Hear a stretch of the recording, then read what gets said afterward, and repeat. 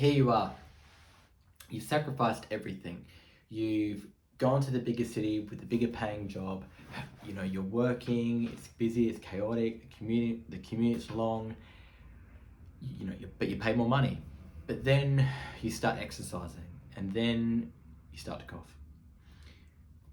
I want to share with you something that's I've kind of thought about for some period of time, but I've kind of recently had a bit of an aha moment about it, and I feel it's going to be really important going forward. I want to share that with you to start getting you to think about that, your future, your health, and what's going to be important for you. See, the thing is, I went to law school, and a lot of my friends, they were pretty successful, and they managed to get like good jobs in law firms in Adelaide, locally where I am in Adelaide.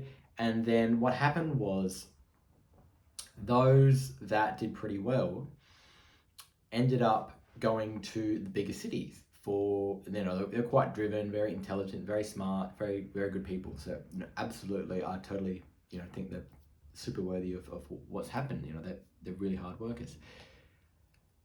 But that's the thing. A lot of people would kind of be like, oh, when are you going to? Or kind of like, people would tell you or ask, like, are you thinking of going?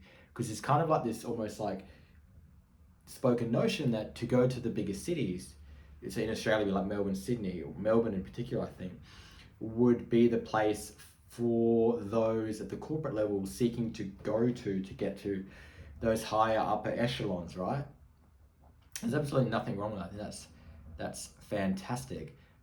But I want you to have in your mind, in your heart, what that's for. And I want to make you think about something by the end of this and make you realize, okay, well, this is interesting.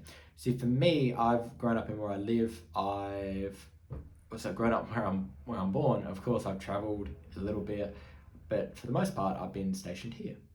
The great thing is everything's close, the beach, the mountains. It's an incredible place to build elite, world class. It's probably the best place in the world for fitness, if not one of the best places in the world for fitness. I truly, honestly believe it's just really a place that you want to be outside, exercising, doing your thing, right? And here's the thing I kind of came to learn through what I was researching. See, there was kind of something that I'd kind of thought about for some time, and it hasn't kind of crystallized until now. It's about air quality, and it's about what that means.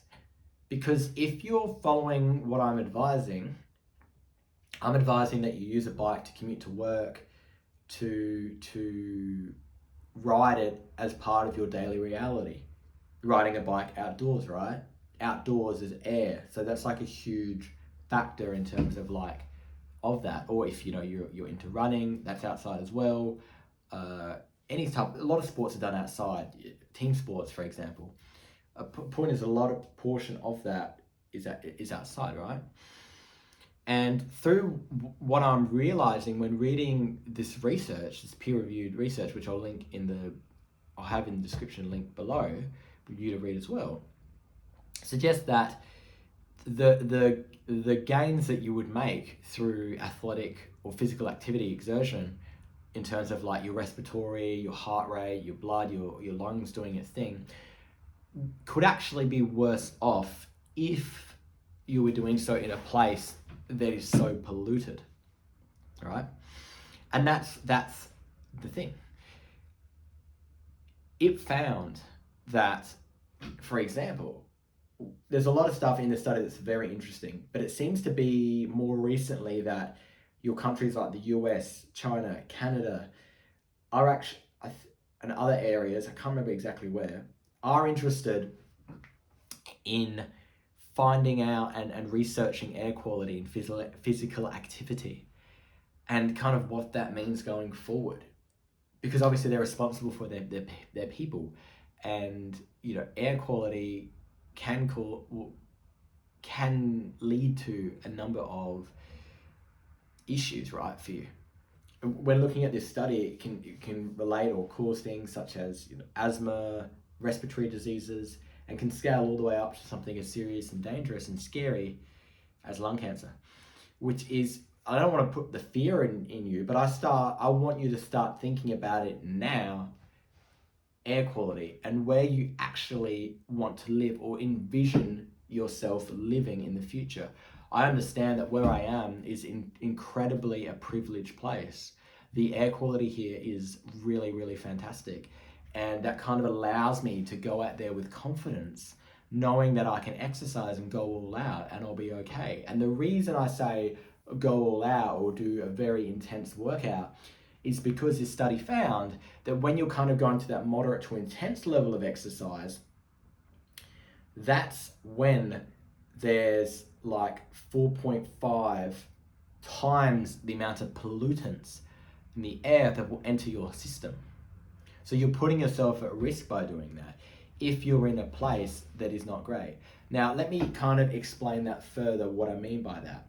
See, the thing is, there's what's known as the Air Quality Index, AQI, which is like, if you know, the S&P 500 or the ASX, which is basically those indexes that measure shares, their value.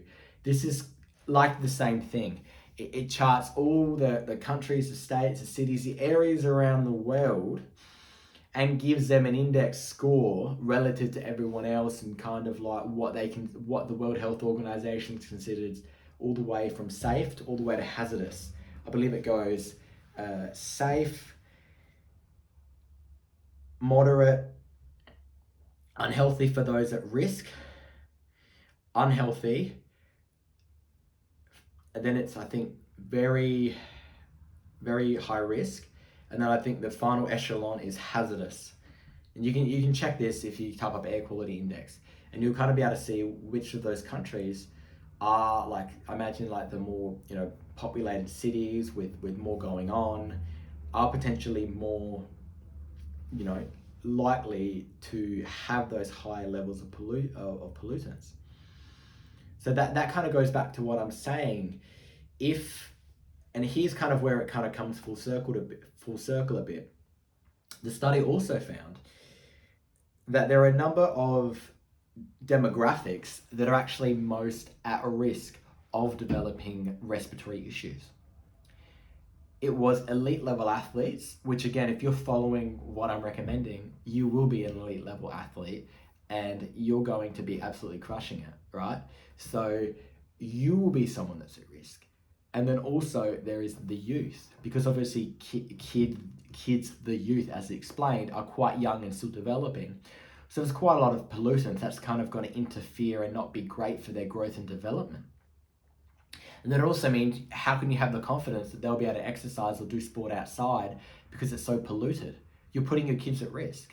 You're giving them, or you're likely to subject them to something like getting cancer, not cancer, sorry, developing asthma, for example. Like, that's pretty full on. And of course, if your kids, you want them to live their best life, you want them to be very fit, very active, and push themselves to the next level, which is how I envision my kids in the future, to push themselves athletically, then they're going to need the cleanest air they can get.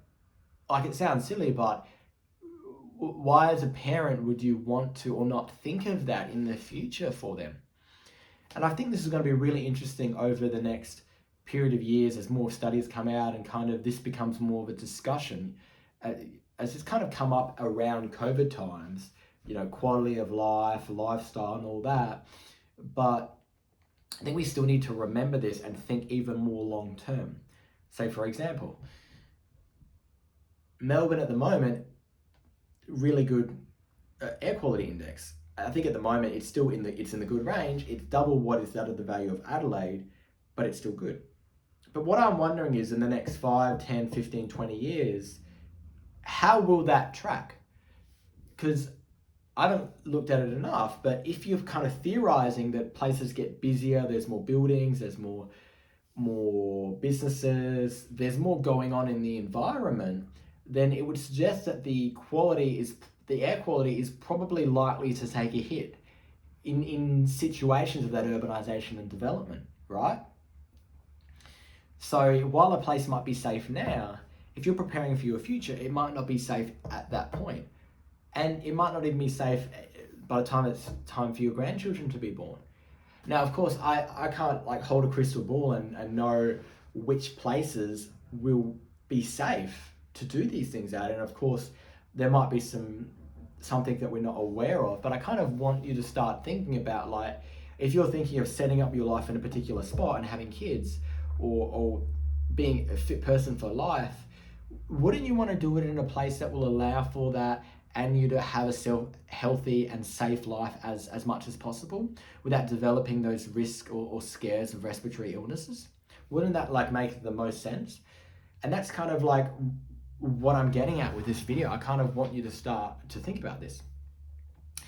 So, like, for example, if what I'm saying, conquer mountains, conquer life, if the mountain you're conquering is polluted, you're going to shorten your life, or you will adversely impact your life, even though the benefits of conquering that mountain is amazing, physically, mentally, spiritually. But if the pollutants you're absorbing are detrimenting you, then is that really the best mountain to conquer? You have to plan and prepare for this, right? I want you to be able to conquer mountains, conquer life in a healthy and safe way. I want you to be able to conquer mountains and life with your family and future loved ones. I want you to be able to conquer those mountains and conquer life with your grandkids. I want that all to happen. And in order for that to happen, it suggests that we have to be mindful of this. And I don't want to kind of be like a doomsdayer and scare the hell out of you, but I'm trying to sort of make you aware of the fact that it's not all about the money or moving to that hustle and bustle place because it has everything and there's a million one things we can do and there's so many amazing restaurants and there's so many services and there's this and there's that. Like, but at what cost? At what cost? So, sorry for this little bit of a rant if it came off across like that, but I wanted to kind of share something interesting that I learned and see what you guys think of that. So yeah, cap it up again. Conquer mountains, conquer life safely.